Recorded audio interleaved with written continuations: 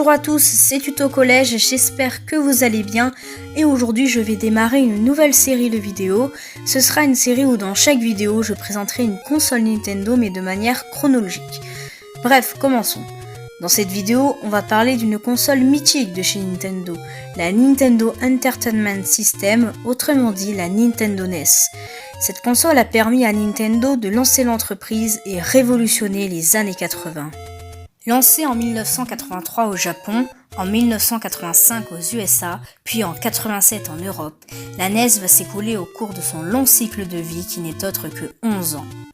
La Nintendo NES est une console de jeux vidéo de génération 8 bits fabriquée par l'entreprise japonaise Nintendo et distribuée à partir de 1985. Son équivalent japonais est la Famicom, sortie quelques années avant, en 1983. La console connut un succès mondial, ce qui aida à redynamiser l'industrie du jeu vidéo après le crash du jeu vidéo de 1983. Super Mario Bros fut le jeu le plus vendu sur la console avec près de 40 millions d'exemplaires. Son succès fut tel que ce jeu justifiait bien souvent l'achat de la console à lui tout seul. La NES est la 7e console de salon la plus vendue de tous les temps, avec 61,91 millions d'unités vendues dans le monde. Pour le restant de la décennie, Nintendo devient le leader incontesté des marchés américains et japonais du jeu vidéo, et ses jeux établirent de nouveaux records de vente. Maintenant, on va parler de la Nintendo NES en France. La NES devait initialement être commercialisée en septembre 1987, en même temps que la Master System, mais la livraison par bateau venant du Japon prit du retard. Elle ne sera ainsi commercialisée que vers fin octobre 1987. La France reçoit du Japon 40 000 consoles pour son lancement, mais elle ne s'en écoulera que 10 000 en fin d'année 1987. Elle est vendue en France à 1490 francs, ce qui est un peu plus cher que les 199,99 $ affichés aux États-Unis en 1985. La différence de prix entre la NES et la Famicom est due au coût d'exportation et aux différences matérielles des deux consoles. On va aborder le sujet des plus grands jeux de cette console.